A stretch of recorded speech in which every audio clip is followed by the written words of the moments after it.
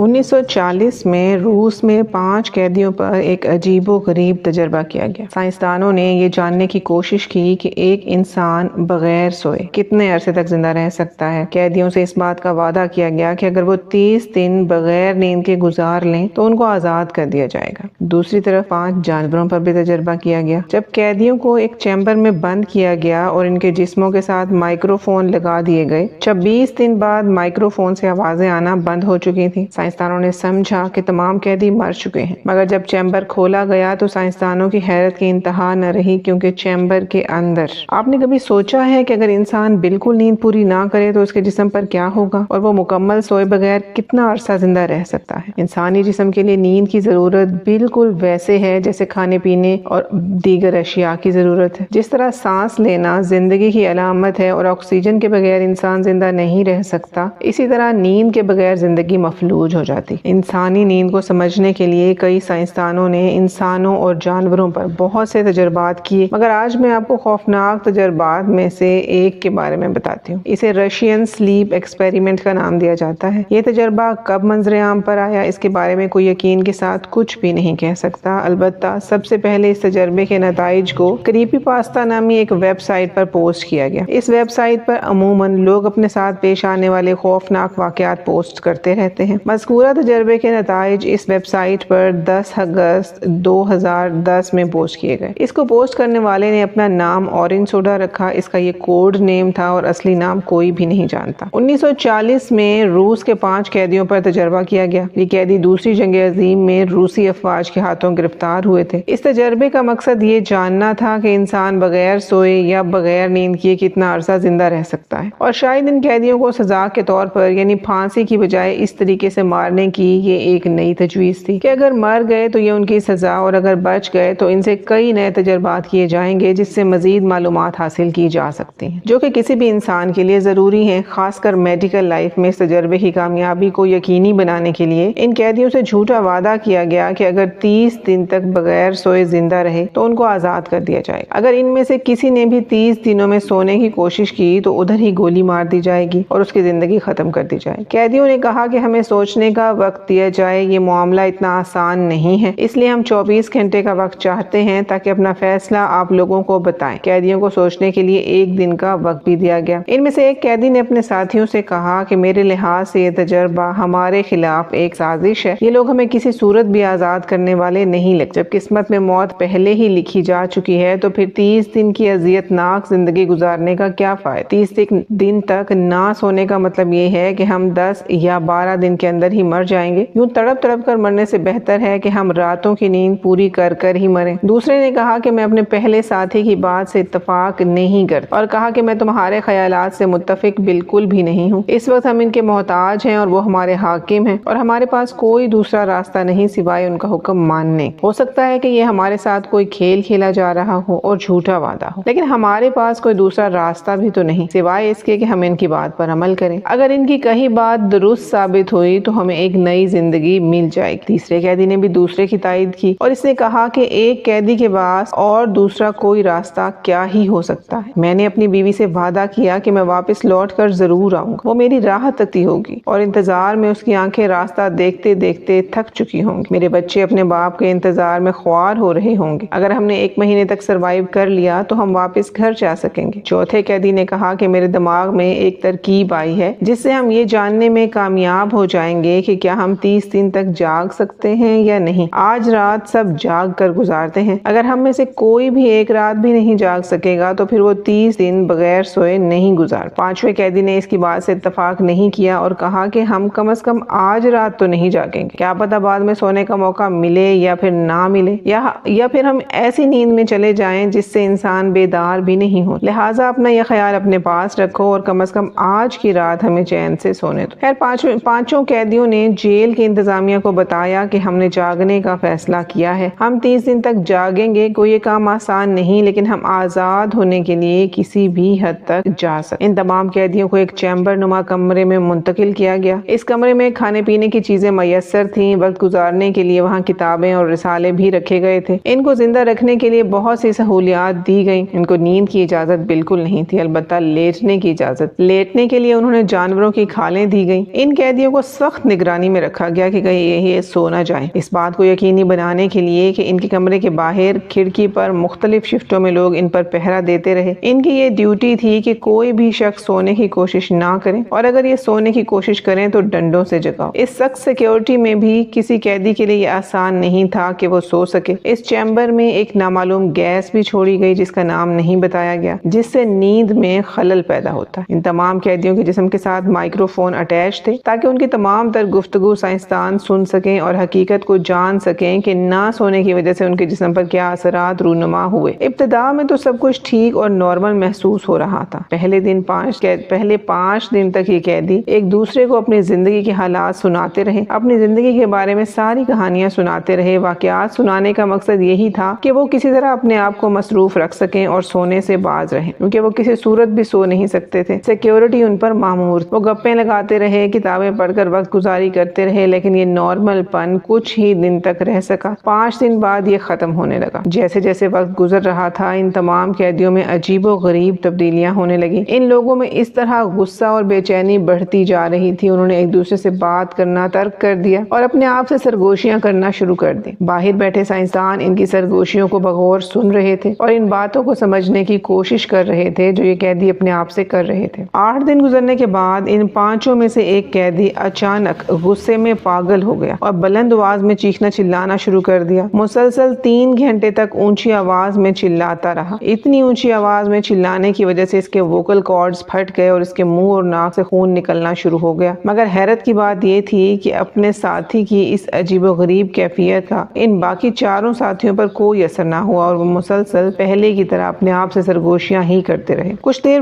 बाद इन बाकी 4 कैदियों में से एक कैदी पहले कैदी की तरह चिल्लाना शुरू हो गया और किताबों को फाड़ने लगा। किताबों को फाड़ कर इनके और खिड़कियों पर चश्म करने लगा, जिसकी मदद से बाहर से इन पर नजर रखी जा रही थी। वो अपने आप को छुपाने की कोशिश कर रहा था इन एहलकारों से जो इनको सोने नहीं दे रहे थे। इसके बाद अंदर से अचानक आवाजें आना बंद हो गई और फिर कुछ देर बाद अचानक अंदर से चीखने चिल्लाने की आवाजें आना शुरू हो। ये सिलसिला काफी अरसा जारी रहा। कभी मुकम्मल खामोशी हो जाती और कभी चैम्बर से चीखने चिल्लाने की आवाजें शुरू हो जाती। इस दौरान 2 दिन गुजर चुके थे। इसके अगले दिन ऐसा हुआ कि अंदर से किसी की कोई आवाज सुनाई ना दी। क्योंकि साइंसदान इनको बाहर नहीं देख रहे थे और अंदर से इनकी कोई आवाज भी नहीं आ रही थी, तो उन्होंने यही समझा कि 5 लोग मर चुके हैं। माइक्रोफोन से भी किसी किस्म की आवाज सुनाई नहीं दे रही थी। साइंसदानों ने फैसला किया कि अब वक्त आ चुका है कि हम चैम्बर खोलकर देखें कि इन 5 कैदियों के साथ क्या पेश आया। खोलने से पहले एक ऐलान किया गया कि अगर कोई कैदी अभी भी जिंदा है तो पीछे हट जाए और जमीन पर उल्टा लेट जाए। अगर किसी ने हम पर हमला करने की कोशिश की तो उसे उसी वक्त गोली मार दी जाएगी। लिहाजा बेहतरी इसी में है कि अपने आप को बचाया जाए और इस खिड़की से दूर हो जाओ। अगर कोई कैदी खिड़की के पास पाया गया तो उसको भी मार दिया जाए। ये ऐलान करने के बाद चैम्बर का दरवाजा खोलने का फैसला किया। जब चैम्बर का दरवाजा खोला गया तो साइंसदानों के पैरों तले जमीन निकल गई। इन्हें अपनी आंखों पर यकीन नहीं आ रहा था। नीचे फर्श पर खून ही खून फैला हुआ था। इन तमाम कैदियों ने आदमखोरों की तरह एक दूसरे पर हमले किए, फिर एक दूसरे को खाने की भी कोशिश की। इनके जिस्मों के मुख्तलिफ हिस्सों से गोश्त उतरा हुआ था। ऐसा महसूस हो रहा था जैसे उन्होंने एक दूसरे को तकलीफ देने की बहुत कोशिश की, दांतों से काटा और एक दूसरे को नीचा दिखाने और मारने की कोशिश में एक दूसरे पर हमला किया। इनके जिस्मों पर गोश्त नहीं था, बस हड्डियां ही नजर आ रही थी। इनका दिमाग तो था लेकिन दिमाग काम करना बिल्कुल छोड़ चुका था। इनके अंदर शऊर खत्म हो चुका था। सोचने समझने की ताकत बिल्कुल खत्म हो चुकी थी। लेकिन हैरत की बात तो ये थी कि इन 5 में से कोई भी मरा नहीं था। जिंदा लाश की तरह तमाम के तमाम कैदी जिंदा थे। इनमें से एक कैदी बोला कि हम यहाँ से नहीं जाना चाहते, हम जिस हाल में भी हैं हमें अकेला छोड़ दिया जाए वरना ठीक नहीं होगा। किसी ने भी हमें इस चैम्बर से निकालने की कोशिश की तो हम उस पर हमला करेंगे, ये जाने बगैर कि इसके क्या नतीजे होंगे। इन कैदियों को अस्पताल ले जाने की कोशिश की गई मगर वो आखिरी दम तक चीखते रहे, चिल्लाते रहे कि हमें नहीं सोना, हमें सोने से नफरत है, नींद हमसे कोसों दूर चली गई है, लिहाजा हमें सुलाने की कोशिश ना की जाए। जब इन्हें अस्पताल ले जाया गया तो अस्पताल में भी वो चीखते चिल्लाते रहे और अस्पताल में ही इनमें से 3 कैदी मर चुके थे। बाकी बचे 2 कैदी, तो इन 2 कैदियों को पट्टी बांध कर दोबारा इस चैम्बर में छोड़ दिया गया। चूंकि 30 दिन अभी भी मुकम्मल नहीं हुए थे, ये तजर्बा अभी खत्म नहीं किया गया था। इस दफा चैम्बर में गैस की मिकदार पहले से बढ़ा दी गई। रूसी साइंसदानों की एक टीम ने फैसला किया कि वो कुछ देर के लिए अंदर रहकर कैदियों के बारे में जानने की कोशिश करेंगे। और साइंसदानों में से एक ने कैदी से पूछा कि तुम कौन हो और इसमें दोबारा आने के लिए इतने बजिद क्यों थे, आखिर बेताब क्यों थे। तो इस कैदी